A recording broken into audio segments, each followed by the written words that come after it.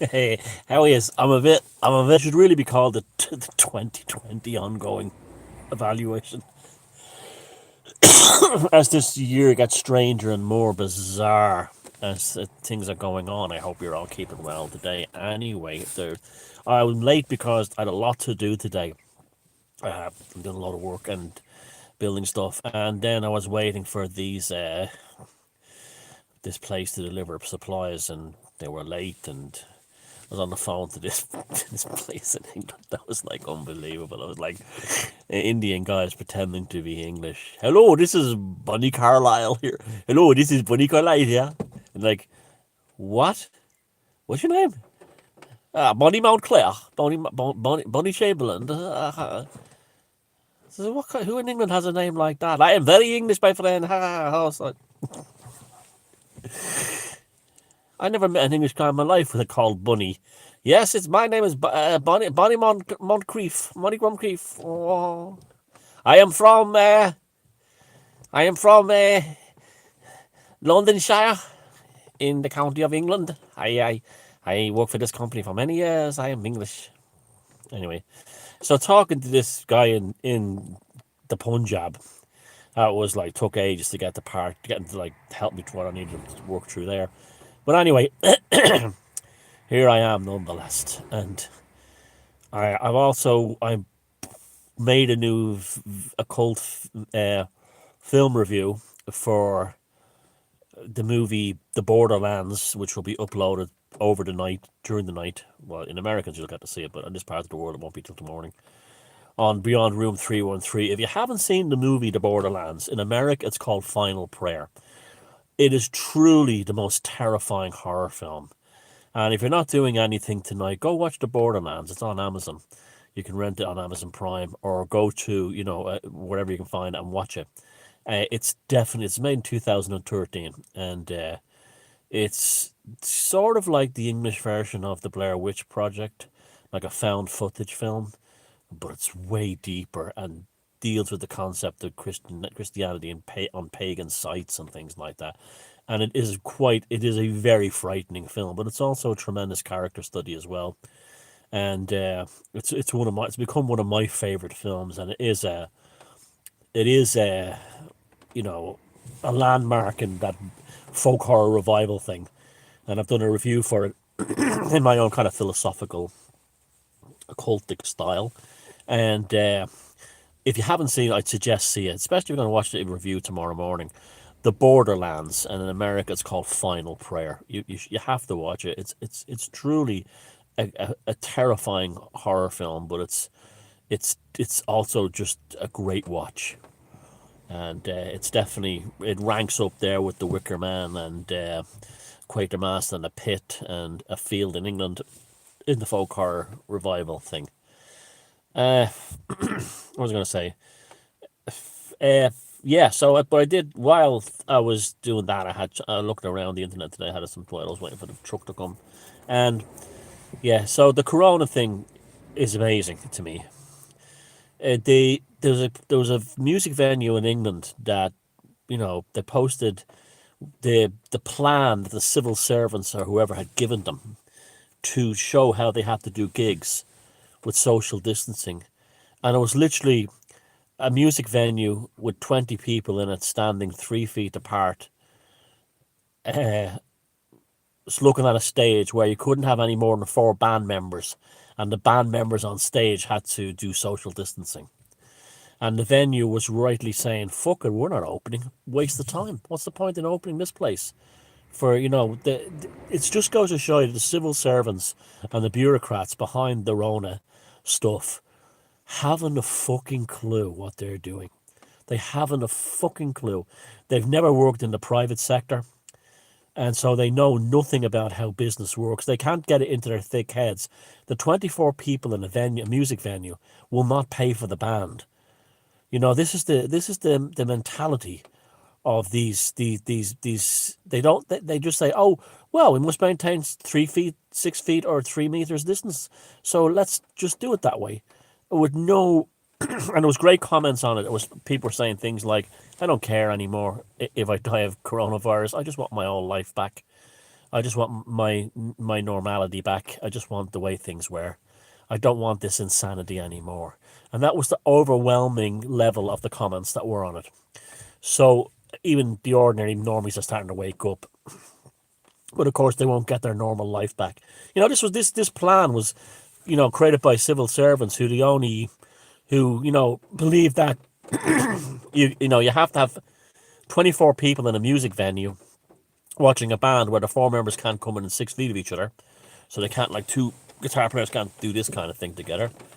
Uh, and because the only crowd they've been to, but there's no problem with Black Lives Matter, all right next to each other, creating a second wave. Now this is the insanity of it all, the madness of it all. And then yesterday in Ireland we started to get the end of the lockdown. And what's the main story on the RT government propaganda website?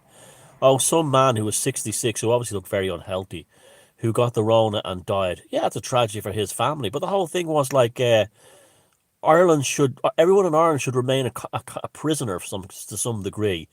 So poor old Frankie down the road, who's 89 and hasn't died yet, he might get the Rona because you got the asymptomaticals, this kind of thing. Asymptomatic. You know what asymptomatic means? Not sick, not infected. It's gaslighting. That's what that means. Asymptomatic is a way of saying not sick. To say, and that's pure gaslighting to say that someone is asymptomatic can make other people sick. It's like saying that, I don't know, someone who's asleep could be awake. It's like, it's madness. It's madness. It's insanity. And this is what happens when, you see, what the Rona did was it gave bureaucrats and civil servants a chance to run the world. And we saw what monumental fuckwits they all are. How fucking stupid they all are. And how useless they all are. Because they just don't understand how the real world works. They just sit in their office, wait for their pension. And get promotions without showing any, just by time served. And, yeah. And then, this RT website is hyper activated all the hypochondriacs. Jeez, like I've seen them on the Irish soccer groups. We can't go back to play. You can murder my elderly parents. These fucking fuckwits, which are probably liars anyway. They're probably sitting at home getting a 350 a week payment, which is what the government here is giving them, to sit at home and watch Netflix. And they don't want the gravy train to end. So it's just purely selfish on their part. That, like, the one guy I was watching that said that about his elderly parents was about 3 weeks ago. Was talking about nurses and doctors in Tala Hospital dropping dead on the shifts. Bodies piled up to the ceiling. The usual, like all the fuckwits that were on your group. Remember all those lead cases that I told you to block and get out of your life? Oh, those bodies all over the place. Those types. Get rid of them. They don't need them in your life anymore. I'm coughing because there's dust. I was cutting what you Americans call sheetrock. We call plasterboard. Fucking dust all over the place. But anyway, plaster dust. So I was looking at that, and then there was a friend of mine in England called Jason Happenstall, has making a YouTube video. He made a very good one today. Very sobering, actually. And he used to write. He used to write on economic matters, and he's just basically showed how the Western economy is doomed. Now, I wouldn't go as far as, although his points are excellent, and we both came to the conclusion that ever since the 1970s, the world has basically been in recession. You've heard me say that months ago when I started these videos. The 1970s, with the West has been in recession since the 1970s, since the Arab oil crisis, and oil is the factor here. And ever since the 1970s, we've only propped up the economy through things like cheap money, credit, and the real estate thing, turning over real estate, and vastly increasing its value, which is not worth that kind of money at all, and then selling it and that kind of real estate, flipping and wheeler dealing, and that's been a huge part of the economy. And things like IT and stuff have injected new jobs and stuff like that, but they've all vanished as well. I wouldn't, you can watch his video. I'll put the link down below. It's definitely excellent. He knows a lot about these things than I do. I wouldn't, and he gives some good tips on getting ready for this. It might, I think during the Great Depression, he said something like only 25% were unemployed. Now you're looking at probably 50%. So, you know yourself. I've been telling I keep a store of things. Another thing too is like to get yourself ready. Now he names a few things. So you watch this video and you find out. I'm going to add a few other things to that. Get yourself a good set of tools. You need tools. You need a good hammers, a good setup, a good pliers. You need manual screwdrivers because you never know what can happen with the electricity and stuff like that. And not say it's going to go out, but because of the lack of energy and the lack of oil, there's going to be they'll probably shut off the lights at 9 o'clock at night, something like that. So watch YouTube videos and learn how to use tools and learn how to no excuse and YouTube is a free school for you. Now, another thing in terms of keeping yourself fit, there's been too much of an emphasis on lower body fitness and building arm muscle and upper body muscle, in recent times. I can't fucking run at more than a fucking few yards, a few hundred yards, I'm fucking dead, right? But I can fucking batter the shit out of someone with my upper body strength. I'll give you an example of a mate of mine. He works out I know fellas who they can do marathons and run incredible distances, but they can't lift things because all the body mass and body building has gone into their legs and their hips below there. And I have this one friend who lives in the fucking gym, lifting weights, and he looks like Arnold Schwarzenegger. Well, I give him a fucking screwdriver one day. We're working together, and he does three turns of the screwdriver, and he goes, "Oh, my fucking hands are hurting, killing me." You see, he's not doing anything like this in the gym, right? He might be boxing and he might be doing the rowing machine, but he's not putting strength into here, and that's why you need to exercise your hands, right? So, like, if you have to work, you have to chop wood. You've got to make sure your hands are going to be able to handle that shock or hammer or anything like that. Now, one of the reasons I don't think Jason's prediction will be as bad as it. It'll be bad, but I think it'll not be as horrible as it is because there'll still be a demand of some kind of tradespeople. So they'll do very well out of it. People who have trades and skills. So we'll see as these. You see, this is why all these SJWs and all these hipsters are all going mad at these stupid marches and everything because they won't have a fucking chance. They just won't have a chance. None at all. None at all.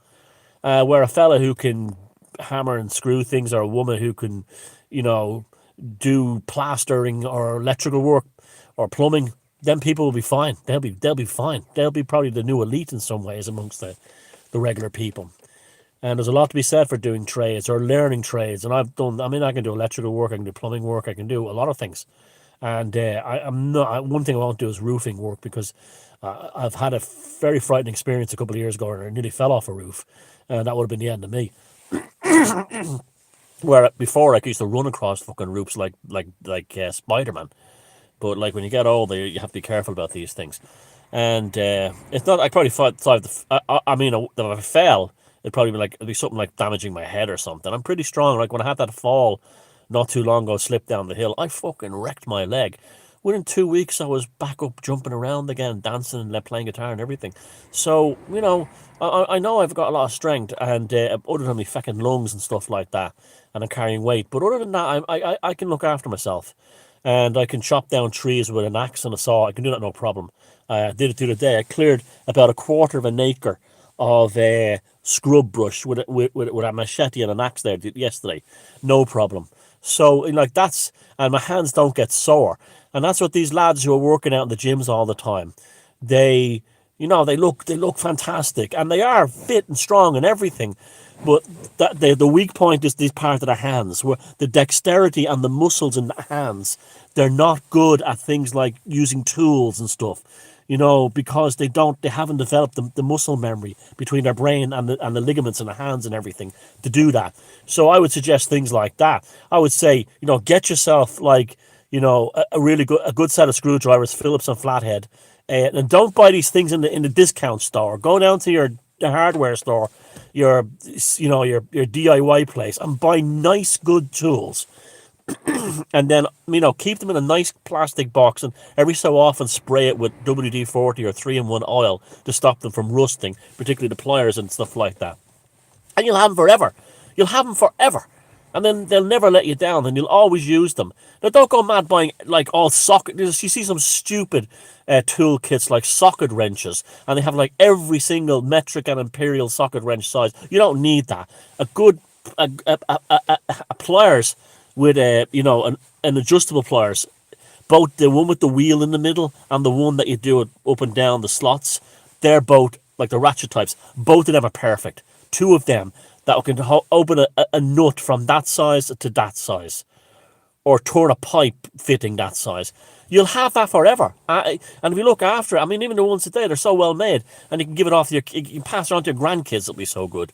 And a decent hammer, and a saw, and a handsaw, both a hacksaw and a wood saw. You don't even get a big wood saw. Get a small. Look, I've got one about that length. I cut everything in it. I can go a rip plywood and everything with it. And then that, like, if you have a house, you'll need that, And then have handy things around, like Jason mentioned, gaffer tape. I'd mention things like PVA glue.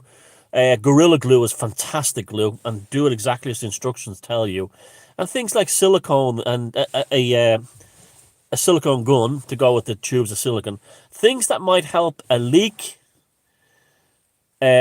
hold something, that foam, that's expanding foam. That's fantastic for holding something that's falling apart. It can be used like a glue to glue like things in your house that might be falling down, and things like that. And keep it handy and safe and clean, and keep the 3-in-1 oil on it and stuff like that to keep it from rusting.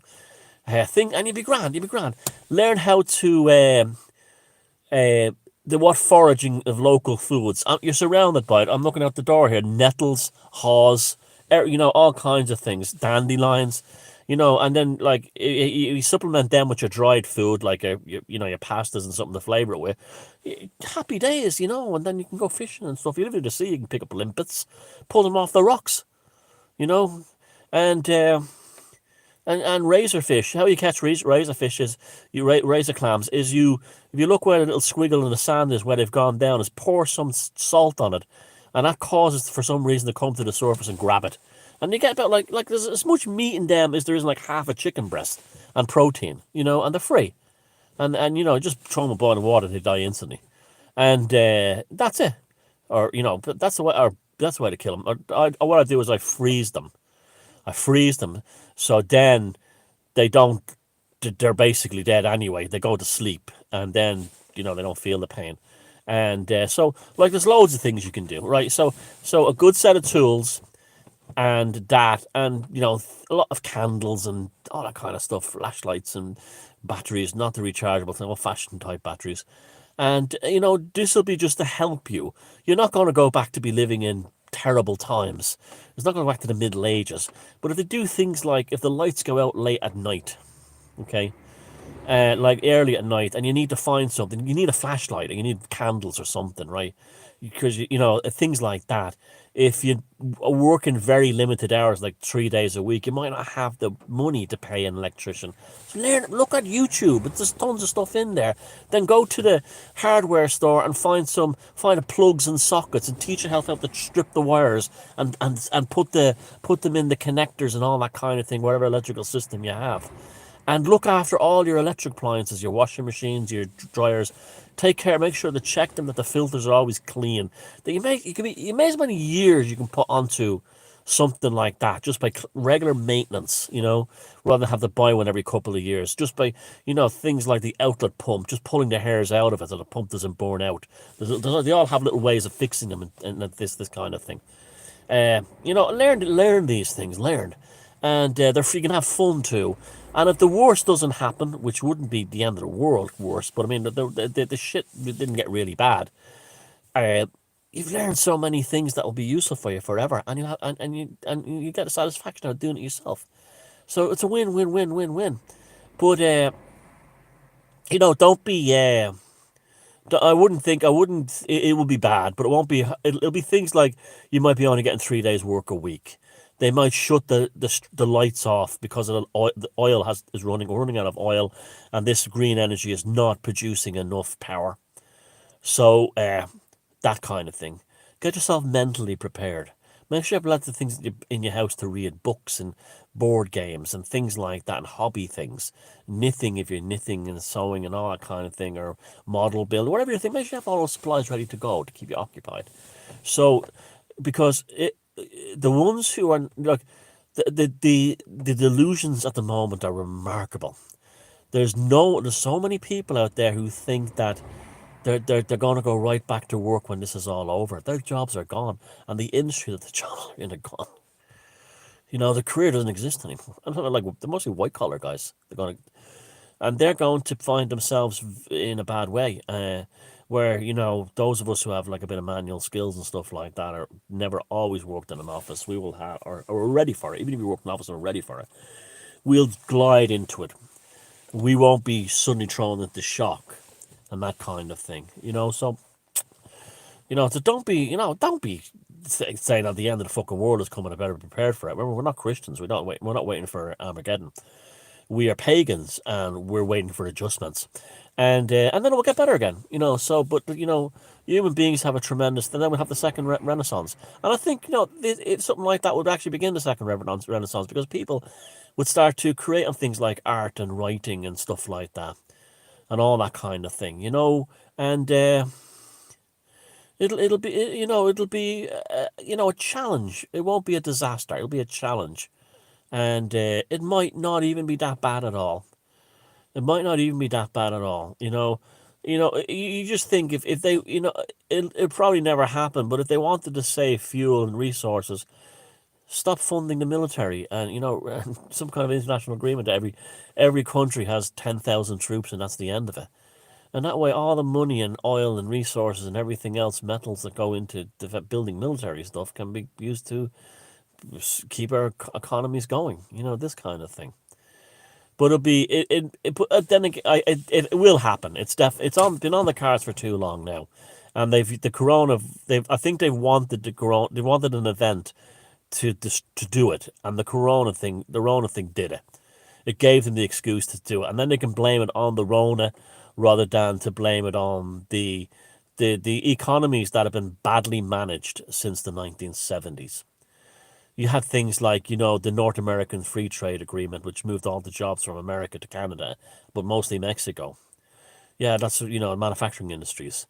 And then eventually China, they had this Zino pack, this kind of thing. And I think, you will discover the power of community and friendship again, big time. And, it could be a wonderful thing. Could be a wonderful thing in many ways. So don't, but it's like, we're not going to go back exactly to the way things were. I think some of us, I think people like me mostly will. But fellas and women who are working in offices, big IT jobs or marketing or stuff like that, I don't see any hope for them. None. Where if you're sort of a tradesperson or you have, skills, I think you'd be all right. I think you have to get you won't have your 3 or 4 you won't have your 2 or 3 foreign holidays every year, but or your one foreign holiday every year. You might have it every 4 years, and the rest of the time, learn how to do. What's so bad about camping or going on a trip? A staycation, as they call them. It's the degree of which it will happen. It'll be. Jason says it'll be in the next 3 months. I think the beginning of it will be in the next 3 months, but it'll be it won't be a shock at the end of that 3 months. It'll be a gradual diminishing after that 3 months. It'll be, some people won't feel it at all. Others will. And not necessarily the super rich or anything like that. I mean, some people who are busy doing things that they're needed for, like maybe bus drivers and stuff like that. And that's the problem, is we're running out of power. We're running out of energy. We don't produce enough energy to run what we have. But maybe that's a good thing. Maybe we don't need to be watching Netflix all the time. That kind of thing. And it probably wouldn't be a bad idea if the lights went out and, say, 2 or 3 days a week at 9. Say during the weekday, if the lights went out at 10 p.m. everywhere to save energy, that probably wouldn't be a bad thing. It wouldn't be a bad thing at all. um, and then the weekend have it going all the time. Just allowed to go to bed earlier. This kind of thing, but yeah, it's going to be an interesting time ahead, and I think that's why one of the reasons they're trying to delay the opening up after the Rona lockdown is because they don't want too many people finding out at once, all at once, that everything is changed, and, some of these like typical sort of like Generation X and more so millennium type jobs are gone. You know what I compare it to? At the end of World War Two, there was something like 3 million British troops in Europe, or something colossal, that had fought in the European wars against the Third Reich. And they were still in Europe, and there was some in the Far East, but most of them were in Europe and, and North Africa. And when the war ended, Churchill, being a sneaky, canny bastard, did not want 2 or 3 million fighting men with experience suddenly all coming home at the same time, as they would find out that Britain didn't achieve anything from the war. It was actually in many ways worse off after World War Two than it began. While America things went amazing, and they didn't want them, and they didn't want an angry working class army, ready for a revolution. So that's why he created the National Health Service, and then what they really think they did was they brought them home slowly, and they took sometimes up to 1947, like 2 years after the war, for some of them to get home to England. They trickled them home because they were terrified that they would start a revolution when they got home and found that England was in bits, and Britain was in bits, and there's nothing to show for the war. Just it was a mess, and so like they would like leave. There was people that didn't get home till 1947, and they would say things like, "Oh, we don't have enough trucks, or we don't have enough transport. All the railways are broken up. How the fuck are we going to get you back from Turkey if all the railways between here and France are all destroyed?" This kind of thing. But they weren't. It was just to keep them there. And that's what I think what they're doing with the Rona. They're delaying the shock for the millennials, for the soy boys, for those types. And that's why they overwhelmingly make up the demographic of things like the Black Lives marches and those kinds of things, because they don't know, they know something's not right, and they're trying to find something to attach meaning to their existence to, and it's going to be very interesting. I think a lot of them. I think you're going to see mad things like a lot of them are going to unfortunately probably kill themselves. Huge numbers, huge numbers. And I think another thing that will happen is that many of them will do things like probably end up in Islam or something like that, become religious nut jobs. You'll see them doing things like entering monastic orders, or becoming Muslims, becoming monks. This kind of thing. You're going to get a lot of that kind of thing. And that's when you're going to really see. And that's it. And then lots will just go insane. And but at the same time too, it might be okay for other people, who like, so it's not. I don't think it will knock every job out. It'll knock out jobs that were the kind of jobs that like millennials do. These kind of IT companies and animation, whatever they were, games companies. I mean, a person, we have a generation who can only download an app for the most part. I know there's lots of young people that are better than that, but they can only download an app. If I was in somewhere like the United States right now, and I was late teens, early 20s, you know what I'd do? And I was worried about something like that. I'd join the military. I'd go into the army.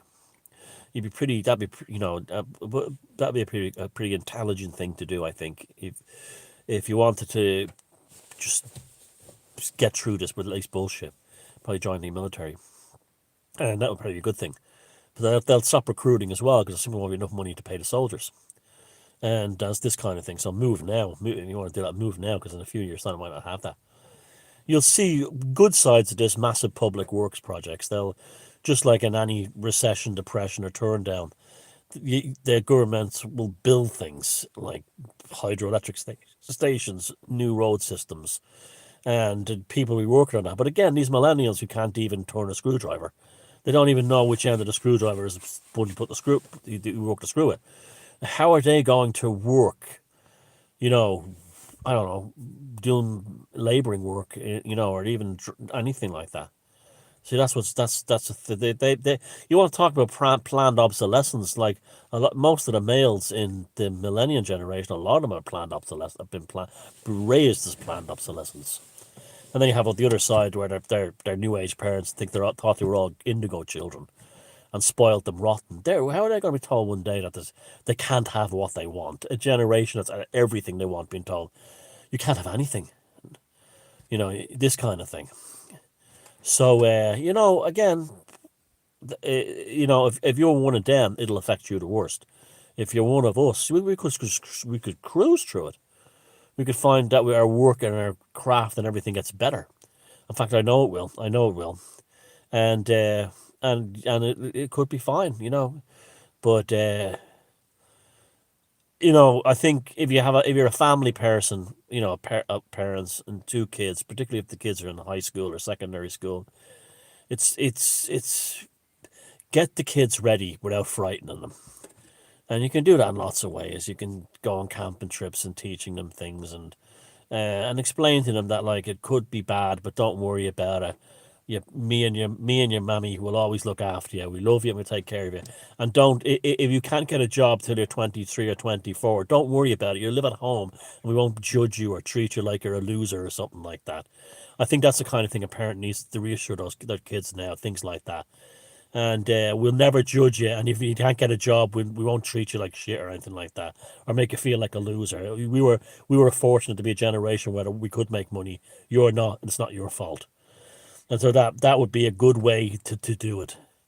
And I think that'll grow the family stronger. Make the families happier, and it will a young lad will be less likely to go into depression if he knows his parents don't think his parents are happy to look after him.